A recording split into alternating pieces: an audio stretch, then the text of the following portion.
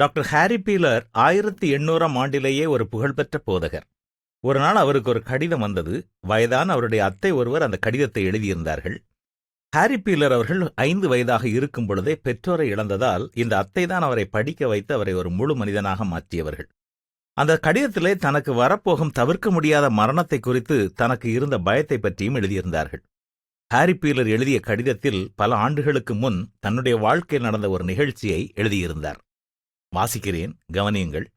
எங்களுடைய பயணம் முடிவடையும் முன் அந்த நாள் முடிவடைந்தது. எங்கும் இருள் சூழத் துவங்கியது. எனது பயம் மிகவும் அதிகமானது. என்னை அழைத்து வர நீங்கள் அனுப்பியிருந்த அந்த நபரிடம் நாம் போய் சேரும் முன் அத்தை படுக்கப் போய்விடுவார்களே என்று கேட்டேன். அதற்கு அவர், உன்னை பார்க்கும் முன் நிச்சயமாக அவர்கள் தூங்கிவிட மாட்டார்கள், உனக்காக காத்துக்கொண்டே இருப்பார்கள். நாம் கடந்து வந்து கொண்டிருக்கும் இந்த அடர்ந்த காட்டுப்பகுதியை தாண்டியவுடன் தூரத்தில் அவர்கள் வீடு தெரியும், மேலும் ஜன்னலில் அவர்களுடைய விளக்கு ஒளி தெரியும் என்றார். அதுபோலவே அந்த அடர்ந்த காட்டை விட்டு வெளியே வந்தவுடன் உங்கள் வீட்டு விளக்கு வெளிச்சத்தை கண்டேன்.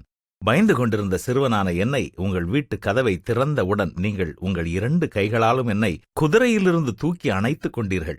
உங்கள் வீடு குளிர் இல்லாமல் நன்றாக சூடாக்கப்பட்டிருந்தது. அந்த இரவில் சூடான உணவு ஆயத்தம் செய்திருந்தீர்கள். இரவு உணவு சாப்பிட்ட பின் என்னுடைய படுக்கையில் படுக்க வைத்து நன்றாக மூடினீர்கள். பின் நான் தூங்கும் வரை என் அருகிலேயே உட்கார்ந்திருந்தீர்கள். இதையெல்லாம் ஏன் நான் எழுதுகிறேன் என்பது இப்பொழுது உங்களுக்கு புரிந்திருக்கும் என நினைக்கிறேன். உங்களை நித்திய வீட்டிலே சேர்த்துக்கொள்ள கடவுள் தன்னுடைய மரண தூதுவனை அனுப்பும்போது பயப்படாமல் அவருடன் செல்லுங்கள். நீங்கள் கர்த்தரின் கரத்தில் பத்திரமாயிருப்பீர்கள் என்று எழுதினார். ஆம் அன்பர்களே, மரணம் ஒரு முடிவல்ல, நித்திய வாழ்க்கைக்கான வாசல், முடிவில்லா மகிழ்ச்சியின் தொடக்க நாள்.